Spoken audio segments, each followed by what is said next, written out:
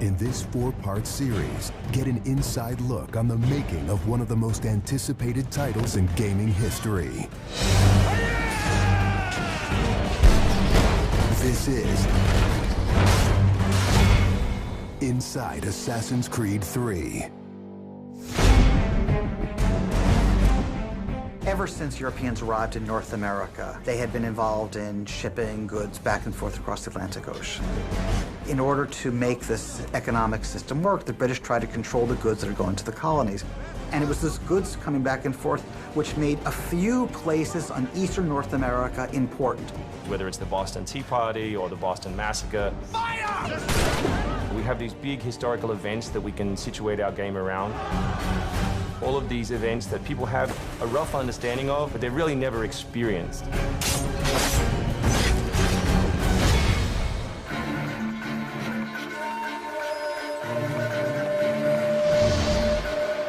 We had to go back and get our historian to find us accurate maps from the era of what Boston and New York looked like.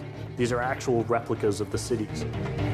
If you're familiar with those cities, you should have that sort of eerie feeling of finding familiar sights. We really wanted to push the animations and just make it look like it's a real living world. As you walk through the crowd, you'll also see animals in the streets. They'd have a pig, they'd just clip his ear in a certain way, and they'd let him go in the street. And then he'd eat garbage, and then when it was time to eat the pig, you'd go and find your pig, and you'd slaughter it and eat your pig.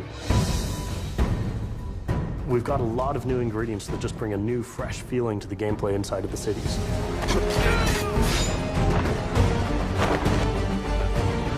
We have these great new stalking zones that you're going to find throughout the cities. It's a great way for you to remain hidden from your enemies and actually be able to sneak up to them so that you could assassinate. We've got this amazing dynamic weather system in, so we can see not just the time of day passing, but also going in and seeing the same environments, not just in the summer, but in the winter as well.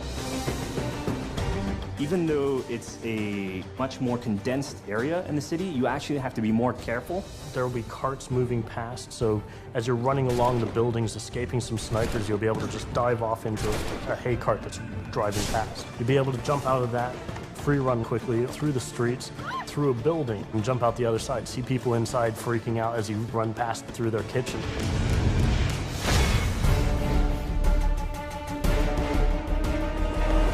Living on the frontier was extremely difficult. Not only did you have harsh winters, cold, freezing temperatures, in the summer you had heat, humidity, so it was a gamble every year that you were out on the frontier, whether you're going to make it or not. For AC3, the biggest difference is just having access to the frontier. So this huge wilderness area that you can sort of explore at your own pace. It's a forest, the navigation in a very new environment, in a very organic environment as well. In the frontier, you'll be able to navigate through deep snow, but also snow does impact your gameplay. It will slow down you as well as your enemies. Once we decided that we were going to build the frontier, we realized obviously we need to populate that area. So animals became a very big deal. We have over 24 different species of animals in the game. There's an entire hunting loop that you can engage in. Whenever you're building elements such as animals, you're halfway trying to be real and halfway trying to fulfill that fantasy of what people expect. One of the great new features we have in the frontier is the new tree running. Connor being really fluid and being able to navigate through the trees. The frontier is really our new playground.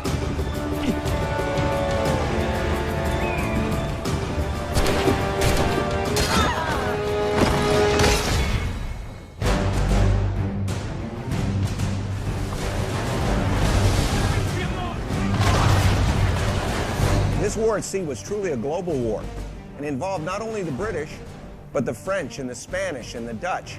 Naval engagement of that period was all about closing the distance. Boarding is the end game.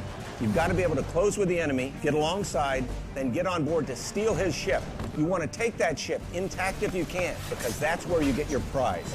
The prize is whatever is on that ship that you want.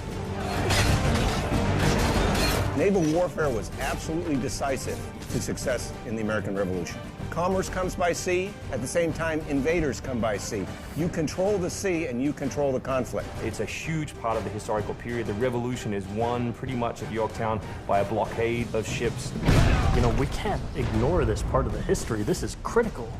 This is something that we have to do. We started a whole team up just to specifically focus on the naval experience. Naval combat has been a huge challenge. The technology of the wind, the water simulation has been a massive undertaking for the team. Initially, we didn't even think it was feasible because it's a big moving structure. It's a full simulation on high seas where Connor is controlling a ship, he's controlling a crew as well, so he's kind of the master and commander on the ship. Very exciting. I mean, you are on a moving vessel that is very much part of the sea itself. This is something that we wanted to engage in and build for the game. That was a huge challenge that we set ourselves and actually turned out pretty good.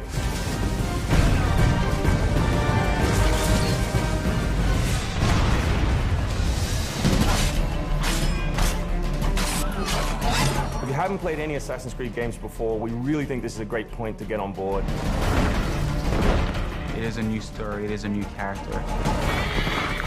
This team is full of people who love making Assassin's Creed, who are delivering just an astoundingly polished and fun experience. As a creator, nothing gets better. To be frank, it just looks great. Seeing all of this coming together at the end, it's amazing. For new fans, really, this is about as good as it gets. It's by far the biggest and best Assassins yet.